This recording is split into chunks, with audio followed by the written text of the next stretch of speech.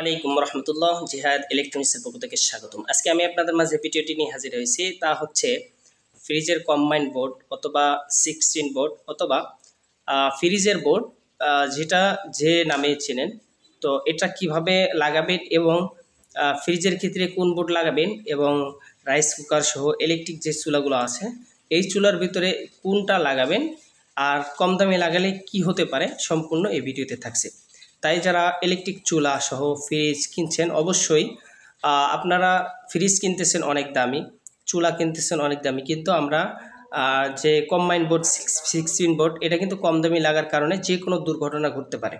Just আপনারা অবশ্যই এই 16টা ভালো মানের, ভালো কোয়ালিটি এবং তার সহ কিনে লাগাবেন, না হলে এরকম দুর্ঘটনা ঘটতে পারে।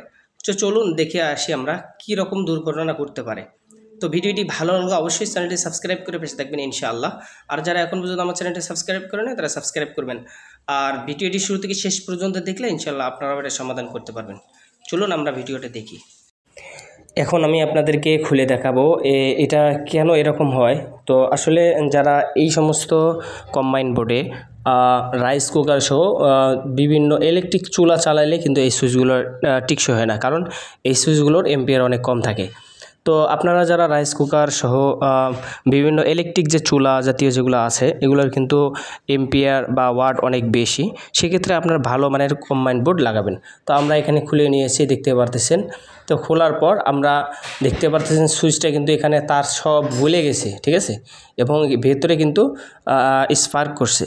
জাস্ট আপনারা ভালো মানের কোম্পানির অবশ্যই ব্যবহার করবেন, যেহেতু ভালোগুলো ওয়ারেন্টি দেওয়া থাকে, তাই বলবো আপনারা ভালো মানেরগুলো ব্যবহার করবেন। তো এখন আমরা শুধু এটা চেঞ্জ করে আরেকটা লাগিয়ে দেব। তো উনি এখন শুধু ফ্রিজ চালাবে, যে সেজন্য আমরা একটি কম দামি একটা লাগিয়ে দিব। তো আপনারা ঠিক এভাবে, এই যে আমরা একটা লাগিয়ে দিয়েছি দেখতে পাচ্ছেন, আপনারা কিন্তু এভাবে লাগিয়ে নিজেদের কাছে নিজেরাই করতে পারেন। আর যারা ইলেকট্রিক চুলা চালাবেন অবশ্যই আপনারা বেশি দামি অর্থাৎ বেশি এম্পিয়ারের হেভি কোয়ালিটি যেগুলো ওগুলো কিনবেন। জাস্ট কম দামি 6 পিন অথবা এগুলো কিন্তু লাগালে আপনার বেশি দিন টিকসই হবে না এবং গলে যাবে অথবা যে কোনো দুর্ঘটনা ঘটতে পারে। তাই আপনারা যারা বাসা বাড়িতে কারেন্টের চুলা সহ বিভিন্ন ডিভাইস চালাতে যাচ্ছেন অবশ্যই ভালো মানের কম্বাইন্ড বোর্ড অথবা 6 পিন বোর্ড লাগাবেন, ঠিক আছে। তো ভিডিওটি কেমন হলো অবশ্যই কমেন্টস করে জানাবেন। আর এখন পর্যন্ত যারা আমাদের চ্যানেলটি সাবস্ক্রাইব করেন তারা সাবস্ক্রাইব করবেন, আর যারা সাবস্ক্রাইব করেছেন তাদেরকে অসংখ্য ধন্যবাদ।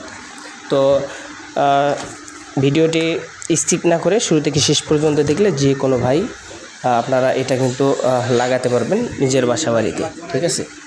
আর ফ্রিজের ক্ষেত্রে অবশ্যই আপনারা সচেতনমূলকভাবেই কাজ করবেন, যাতে ফ্রিজের নিউট্রাল ফেজ যেন ঠিক থাকে। তো বরাবরের মতো বিদায় নিচ্ছি। সকলে ভালো থাকবেন, সুস্থ থাকবেন। আল্লাহ হাফেজ। আসসালামু আলাইকুম ওয়া রাহমাতুল্লাহি ওয়া বারাকাতুহু।